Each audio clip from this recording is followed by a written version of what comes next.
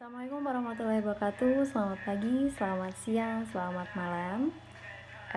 Jadi sesuai dengan kecurcolan gue kemarin, di sini gue akan membahas apakah tiga buah nastar sama tidak dengan satu piring nasi. Oke. Jadi sebenarnya gini, basicnya kue nastar itu adalah sejenis kue kering. Nah, kue kering sendiri basicnya harus ada 4 bahan pokok. Nah, ini ada 4 jenis bahan pokok yang harus ada pada adonan kue kering. Ini ada perbandingan juga, perbandingannya 3 untuk tepung terigu, 2 untuk butter, 1 untuk gula, dan setengah untuk telur.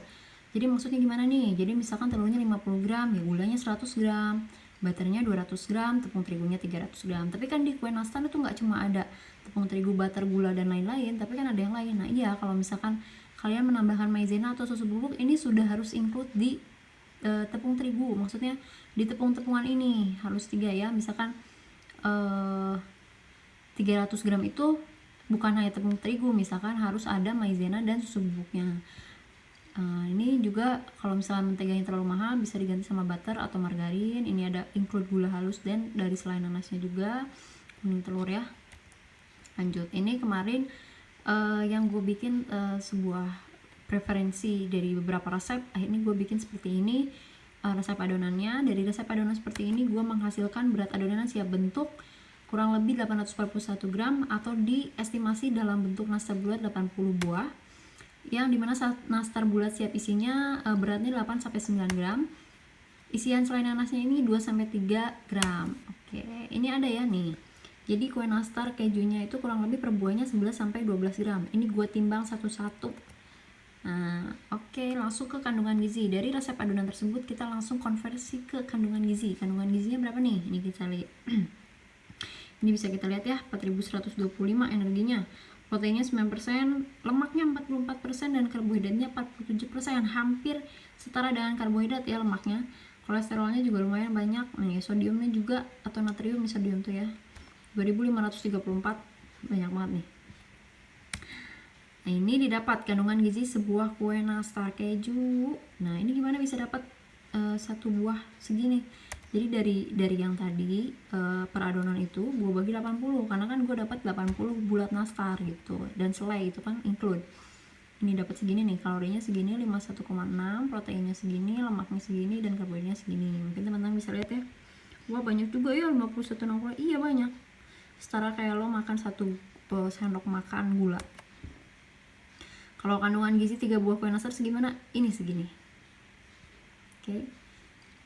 154 ya, sama proteinnya segini. Nah, ini kan karena kita mau bandingkan dengan sepiring nasi, karena sepiring nasi itu belum tentu porsinya sama. Nah, kadang-kadang orang porsi sedangnya 200 gram, tapi sebenarnya lebih banyak yang porsi cukupnya itu adalah 150 gram. 150 gram ini kalorinya 163.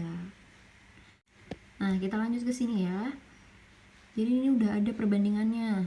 Kita bisa lihat ya, teman-teman bisa lihat, mungkin ini di sini kelihatan jelas kan. Untuk satu piring nasi sebesar 150 gram kalorinya 163. Dan untuk 3 buah nastar kalorinya 154. Wah, untuk kalori sih memang hampir sama atau tidak beda jauh ya.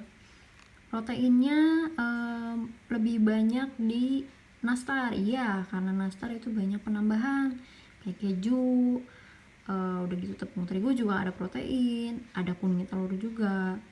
Lemaknya benar lebih banyak di nastar karena kita pakai mentega, karena kita pakai kuning telur.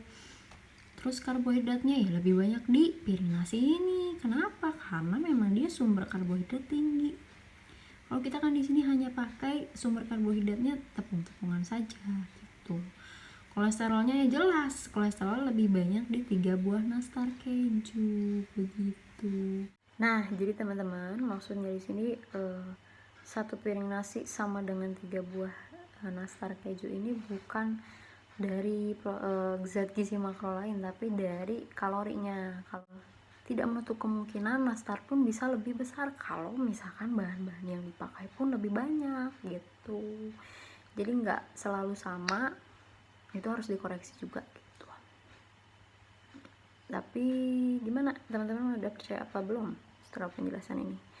Dan cukup sekian ya penjelasan dari saya. Mungkin di sini juga Instagram ini atau di video ini mungkin ada teman-teman ahli gizi lainnya, siapa tahu yang ingin mengkoreksi, mungkin karena ada kesalahan atau apa, mangga boleh koreksi. Terus misalkan teman-teman di sini ada yang mau bertanya masalah ini atau masalah bagaimana sih ini atau kurang jelas, boleh komen atau DM juga boleh. Kalau misalnya punya nomor WA saya, boleh nge-WA saya juga nggak apa-apa. Nah, cukup sekian penjelasan dan pembahasan agak-agak penting hari ini. Selamat beraktivitas, tetap jaga kesehatan. Assalamualaikum warahmatullahi wabarakatuh.